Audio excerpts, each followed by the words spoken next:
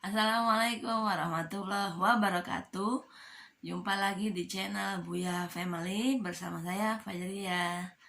Ya, kemarin sudah kita mulai untuk bab pembatal wudhu. Kali ini kita akan lanjutkan lagi ya dari buku atau bacaan Tarjamah Bulughul Maram karya sebenarnya Ibnu Hajar Al Asqalani tapi diterjemahkan oleh Hasan Bandung ya. Ya, let's go. Sekarang kita mulai di hadis ke-78 ya. Terakhir kemarin di hadis 77. Antoki Ibnu Ali qala rajulun masastu zakari au qala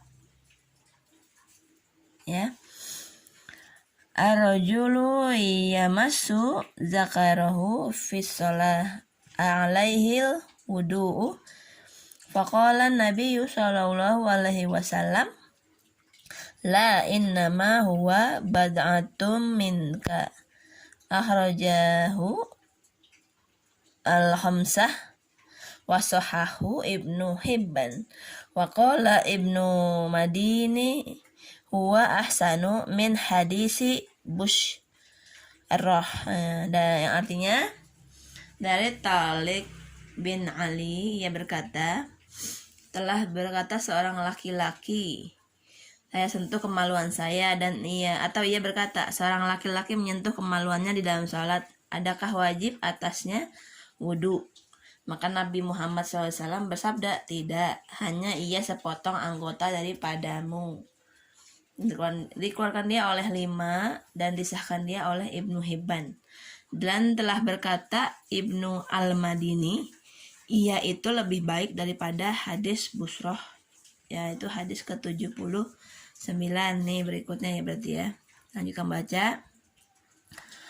An Busrota binti Safwan anna Rasulullah sallallahu alaihi wasallam qala man massa zakarahu fal yatawaddo akhrajahul khamsah wa sahahu Tirmizi wa Ibnu Hibban wa qala al-Bukhari huwa asahhu syai'in fi hadzal bab. Ya, yang artinya dari Busrah binti Safwan ya, bahwasanya Rasulullah SAW telah bersabda, barang siapa menyentuh kemaluannya hendaklah ia berwudu. Nah, tapi dibilang tadi lebih baik dari hadis berikut. Dikeluarkan dia oleh 5 dan disahkan dia oleh Tirmizi dan Ibnu Hibban. Dan Bukhari berkata, yaitu sebaik-baik hadis di dalam bab ini. Keterangannya, An-Nisa ayat 43 menyebut bahwa pembatal wudhu itu ada 2 perkara, yaitu datang dari tempat buang air dan bersetubuh. Perkataan datang dari tempat buang air itu asalnya artinya ialah buang air besar. Hadis-hadis ada menerangkan bahwa keluar angin, keluar kentut, keluar kencing, keluar madi, keluar darah dari kemaluan itu membatalkan wudhu. Perkara-perkara ini dapat dianggap terkandung di dalam perkataan datang dari tempat buang air, karena benda-benda yang keluar itu dari jalan buang air. Adapun bersetubuh itu selain membatalkan wudhu, mewajibkan pula mandi. 2. Quran tidak sebut apa-apa tentang memegang kemaluan, sedang 2 hadis di dalam hal menyentuh kemaluan itu berlawanan. Maka jalan yang sebaik-baiknya dalam hal ini adalah yang ahli hadis namakan thariqatul jam'i, yaitu memakai 2 keterangan, yaitu kita katakan bahwa memegang kemaluan itu tidak membatalkan wudhu, tetapi lebih baik kita berwudhu lagi sesudah memegang kemaluan.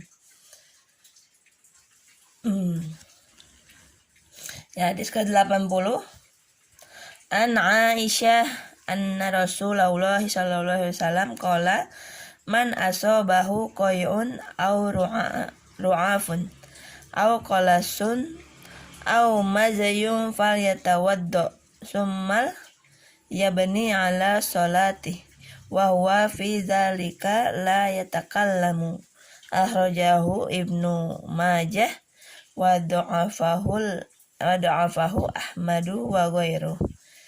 Yang artinya dari Aisyah bahwasanya Rasulullah SAW telah bersabda, barang siapa muntah atau keluar sesuatu dari hidungnya atau muntah dari leher atau keluar mazi, maka hendaklah ia berwudu kemudian ia sambung sholatnya. Tetapi di dalam antara itu jangan ia berkata-kata. Dikeluarkan dia oleh Ibnu Majah dan dilemahkan dia oleh Ahmad dan lainnya. Keterangannya, oleh sebab hadis tersebut tidak sah, maka isinya tidak membatalkan wudhu, kecuali mazi membatalkan wudhu menurut hadis ke-75 ya. Hadis ke-81, An Jabir ibnu Samurah anna rajulan sa'ala an-nabiyya sallallahu alaihi wasallam atawaddau min luhumil ghanam. Qala in syi'ta. Qala atawaddau min luhumil iblis. Qala na'am. Akhrajahu Muslim. Artinya dari Jabir bin Samurah bahwa seseorang laki-laki bertanya kepada Nabi Sallallahu Alaihi Wasallam, mestikah saya berwudu lantaran memakan daging kambing? Sabdanya, jika engkau mau. Ia bertanya, mestikah saya berwudu lantaran memakan daging unta? Sabdanya, mesti. Jadi dikeluarkan dia oleh Muslim. Keterangannya, itu dalam hadis ke-79 telah saya sebut bahwa Quran membatalkan wudhu lantaran dua perkara: A. Datang dari tempat buang air, B. Bersetubuh. Berak, kencing, keluar darah, keluar mazi, keluar angin dapat dimasukkan dalam perkataan datang dari tempat buang air. Adapun memakan daging unta membatalkan wudhu itu tak dapat dimasukkan di situ.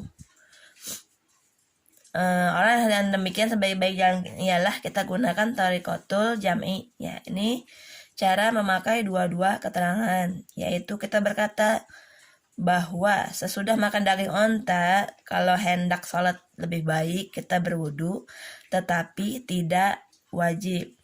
Hadis ini menunjukkan bahwa orang yang sudah ada wudu boleh berwudu lagi jika ia mau ya. Hadis ke-82 ya, terakhir kali ya.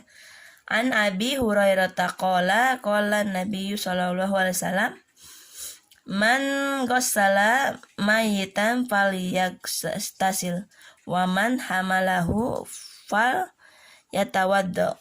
Akhrajahu Ahmad wan Nasa'i wa Tirmizi wa hasanah. Wa qala Ahmad la yasihu fi hadzal bab syai'un. Artinya dari Abi Hurairah, ia berkata, telah bersabda Nabi Muhammad SAW, barang siapa memandikan mayit hendaklah ia mandi, dan barang siapa memikulnya hendaklah ia berwudu. Dikeluarkan dia oleh Ahmad dan An-Nasai dan Tirmizi, dan ia hasankan dia. Tetapi berkata Ahmad, tidak ada satupun hadis yang sah di dalam bab ini tentang ini.